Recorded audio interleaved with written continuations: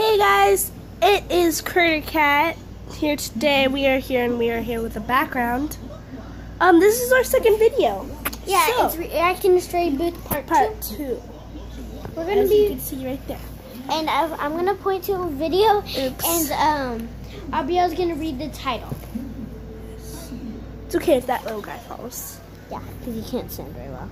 So I'm gonna point to one, and you're gonna read it. Okay. Sorry, I can't find the one I'm looking for. It's not really focusing. I'm so sorry, guys.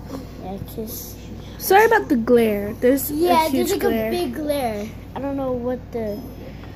Okay, so I wanted to watch this one, and there was another one. But It's called. I Survived the war, but we lost my sister.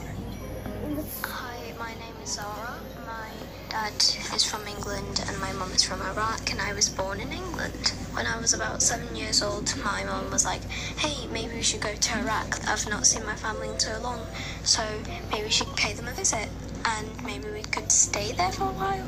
My dad was like, no, so sorry guys out of your about the mind, like that's where the war is going on.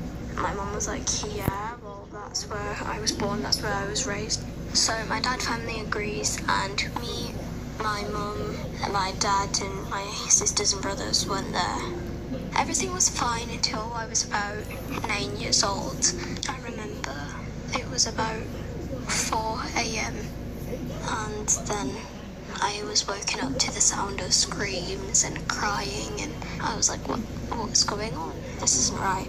So I decide to look out my window and I see fire. I see a building on fire. I rushed.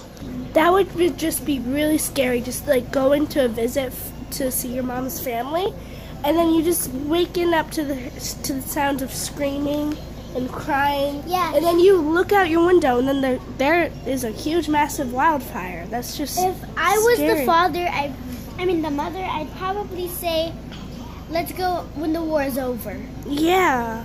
Maybe if one of her family died, they could go visit her. Yeah. So, And yeah, let's just go with our To my video. mom's room and I grab her by the hand. I'd rush back to my room and I show her the fire. She screamed and she woke everyone up and she was having a panic attack. Soon enough we realized that our city has been attacked. About a few weeks later, we were running low on supplies because we'd been in the house the full time trying to avoid the war. And then my dad was like, okay, we're low in food. We can't live like this. We're gonna die in here if we don't get any more.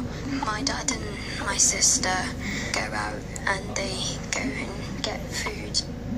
It was about 4 days since they'd went. Why would you go out and get food during the war? Yeah, that's just like kind of dumb because. Well, I know you need food, but did they pack food? Like, Yeah, they should have packed food. If But they pack food, pack extra food. yeah, but it said 3 weeks later or 2 weeks later. But that's a long time, and you probably only packed like a little bit of food. If I were that family, I'm sorry, but I'd pack more than that. Yeah, true. So they've waited 4 days. I would be scared if my dad and my sister. I would think that they would be dead. Went out to get some food, and my mum and I and my brother started panicking.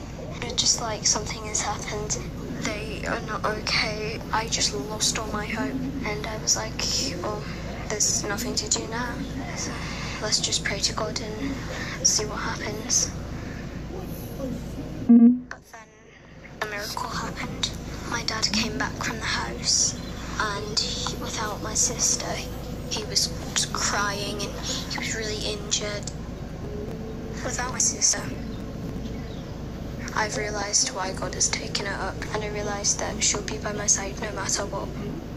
Soon after that, we moved back to England, and now I'm 13 years old and I live a happy life. Life is good, and just know if you're going through war and anything, it will get better. That's a loving story. Yeah, that really is. Guys, we probably might only do like one really short one because my battery is 14%. So we'll do. I cut myself, and I wish I never If I could did. go back in time and tell my I younger never self started. one thing, it would be to never start cutting myself. When I was in my second year of high school and the stresses that were put on me to succeed and get certain grades in all my classes kind of got to me. I was never a great student. I was never good at tests. I was a C student at best. When I cut myself for the first time, I kind of thought, hey, this works. I don't feel awful anymore. And I didn't realize how hard it would be to keep them covered all the time. If somebody saw them, I would just say, like, oh, my cat scratched me or something like that. First of all, cats don't scratch you everywhere. They might give you one single scratch. She's cut herself everywhere. Yeah, on her arms. So why would she say that? They'd be all like, get a new cat, and they realize maybe one of her friends might go to her house. Where's your cat that scratched you? Yeah. I don't have a cat. Well, how stupid can Got that really be? hard during gym class. Self-harm is an addiction. Once you start, it's nearly impossible to stop. It's been almost 10 years since I've started and it's still happening. If something goes wrong at work or if I fail a test, cutting myself is the very first thing that comes to mind. And that's a very scary thing to realize and face. A few years ago, my parents found out what I was doing, and my mom yelled at me saying that she didn't bring me into this world for me to cut myself up. Hearing that kind of made me face myself and realize, like, what I was doing is not only harmful for me, but harmful for everyone around me. I've always been ashamed of this harmful habit, but you know what? I'm doing my best to get better and stop. It's just difficult when the smallest thing can land you right back into that headspace. I still have the scars, and looking at them is very painful, but scars fade eventually. I may not be able to fully fix myself right now, but I'm trying. And I want to at least help those around me who are suffering. If you are ever thinking or considering doing self-harm, please don't. It's a slippery, dangerous slope that you do not want to go down. Please talk to someone, talk to a loved one, get help. Just don't start.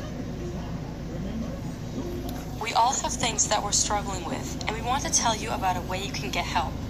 Our sponsor, BetterHelp, connects you with a professional therapist that you can chat with whenever you're in need of someone to talk to, without scheduling an appointment or leaving your home.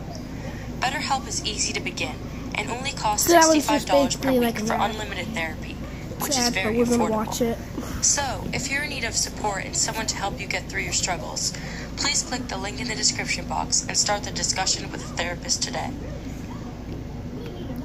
That was a good story. So guys, if you ever have stuff, if you have an older sister, older brother that consider harming themselves, Or trying to commit like suicide or something.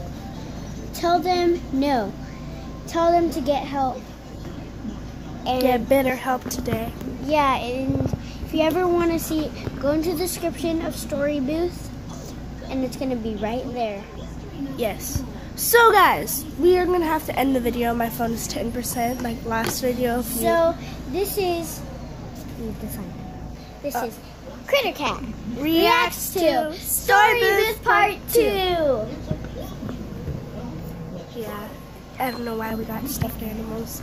So guys, please turn on the Turn on the notifications. turn on the Turn them off. turn on the notifications, subscribe, and leave a like to this video. Thank you all for watching. See you on next video. Bye.